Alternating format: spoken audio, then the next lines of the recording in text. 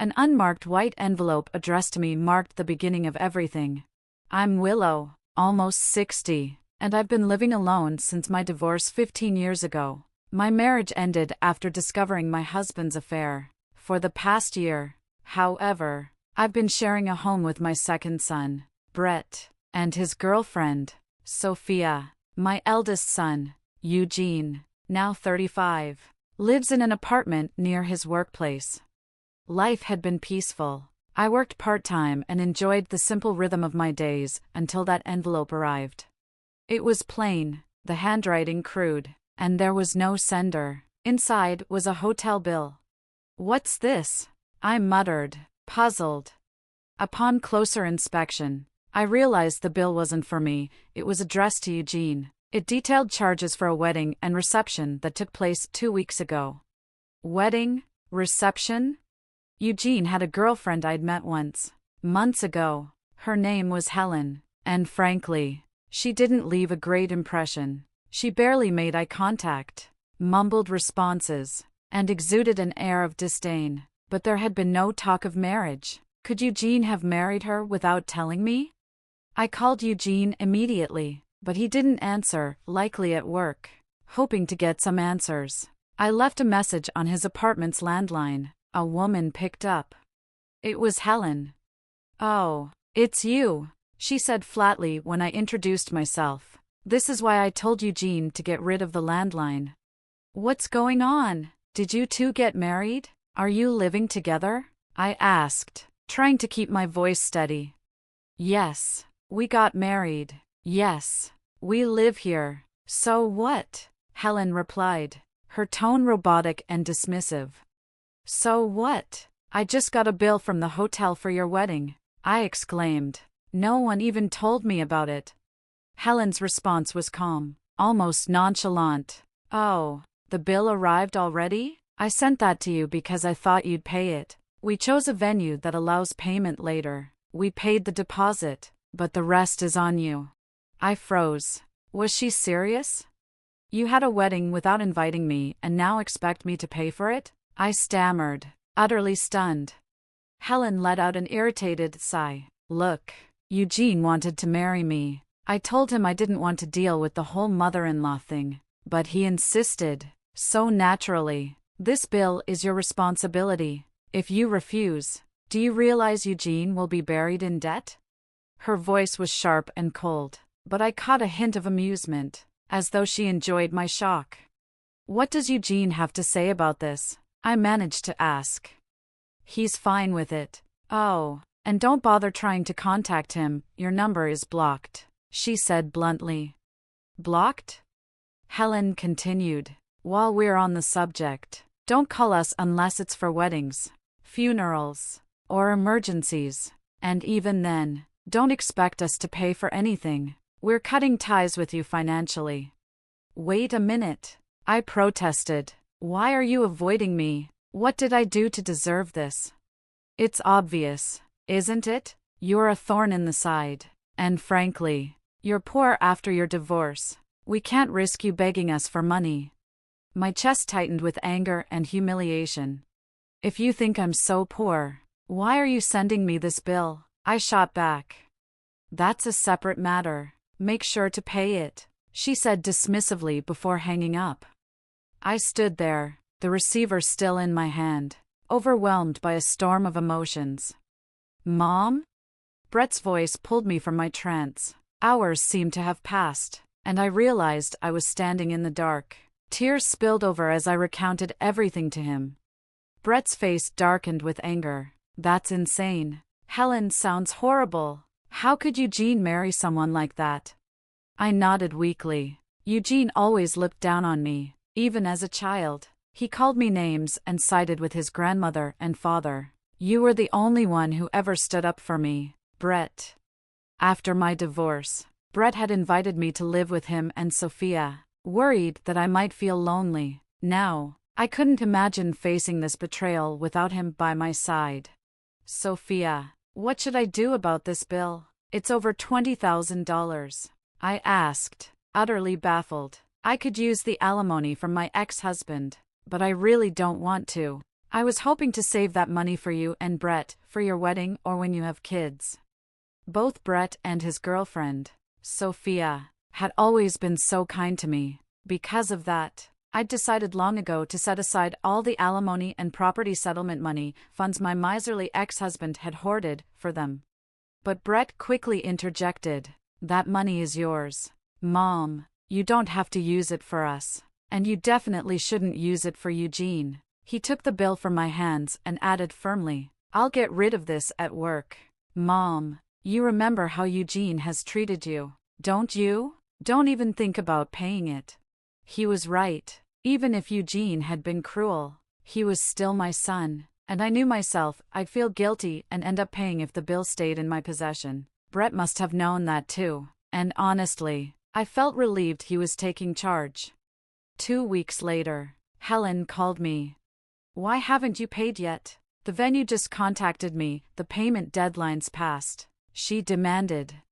I've discussed it with Brett, and we decided there's no need to pay, I replied, trying to keep my voice steady.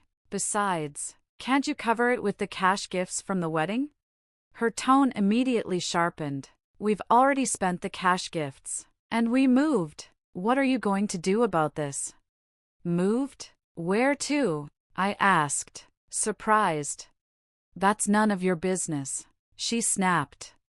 Her hostility made one thing crystal clear, this woman wanted nothing to do with me. I took a deep breath and made up my mind. Fine, I'll make you an offer. I'll give you $10,000, but in return, we cut all ties, no contact, not even for weddings or funerals. We live our lives as if the other doesn't exist. Deal? $10,000? Are you joking? We need at least $20,000. Helen shot back, her voice rising. What are you even thinking? You didn't invite me to the wedding. You won't tell me where you've moved. And yet you expect $20,000? I exclaimed, my frustration boiling over. I don't care. You've got, what, 20 years left to live? We're young and will live twice as long, so we need the money more than you do, she said coldly. Her words cut deep, but I refused to let her see it. That's cruel, I replied. It's the truth. We'll get that $20,000 from you one way or another, and once you pay, as you suggested, we'll cut ties, she added smugly. I didn't want to deal with Helen or Eugene ever again, so I reluctantly agreed. I knew Brett would be furious if he found out, but I couldn't bear the thought of this dragging on any longer. A year later, Brett married Sophia. As they prepared to start their new life together, they asked me to continue living with them. Overwhelmed with gratitude, I gifted them not only a wedding present but also prepaid 2 years' rent for their new home and contributed toward their mortgage. Then, out of the blue, Helen called again.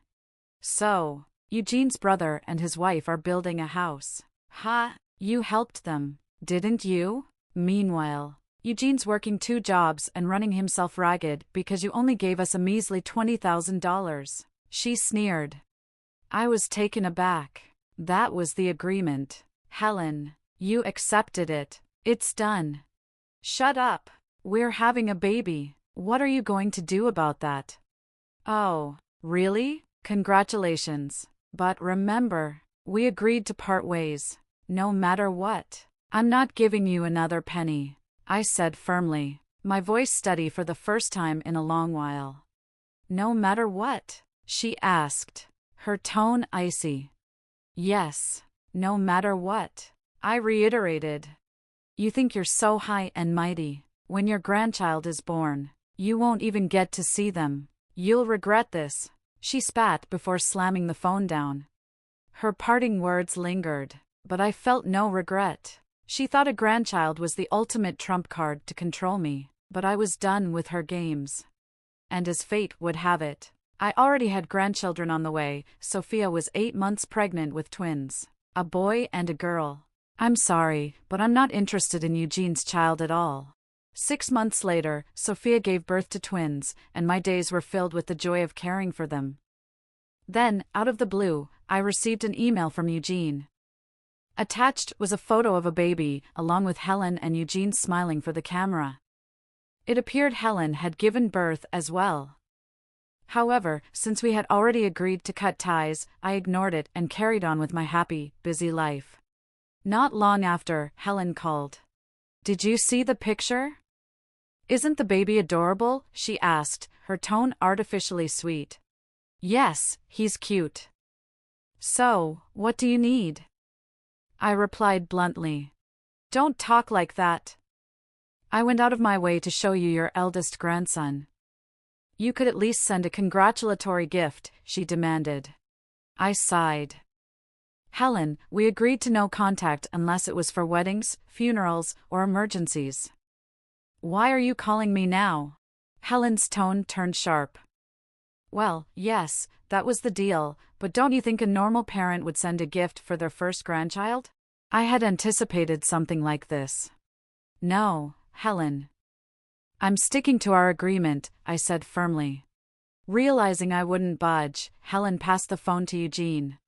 "That agreement was between you and Helen." "It doesn't involve me," Eugene argued.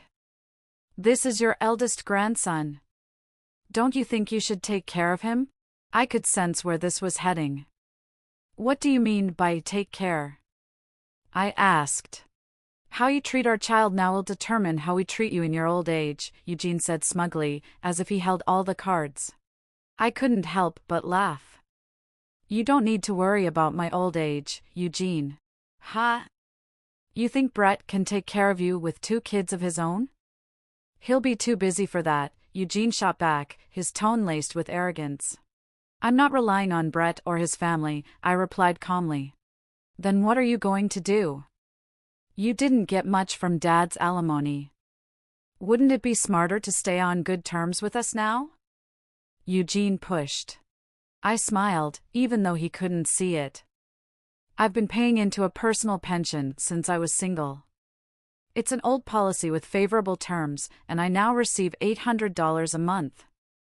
Combined with my government pension of another $800, I'm doing just fine. I don't need anything from you." The silence on the other end was palpable before Eugene sputtered, but that's just enough for now. "What will you do when you get older and need more care?" "You'll come crawling back to us."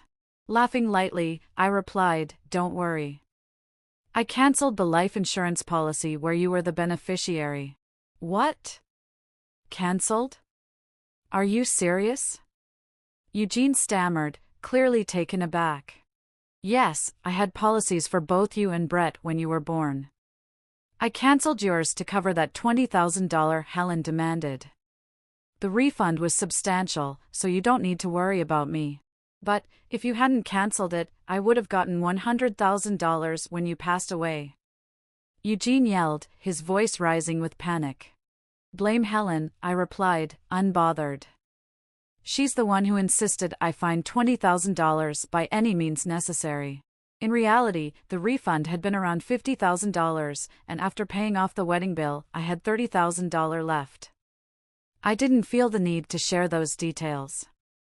Satisfied by the stunned silence on the other end, I hung up the phone.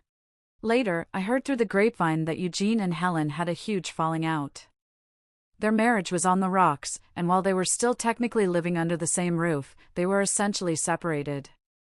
They were now entangled in bitter arguments over alimony and child support. It was the inevitable end for a couple driven by greed and entitlement. As for me, I started working part-time as a cleaner to ensure I wouldn't burden Brett and his family financially. Living with them was a joy. Brett and Sophia welcomed me warmly, and my days were filled with the laughter of my 2 beautiful grandchildren. For the first time in a long while, I felt truly happy and at peace.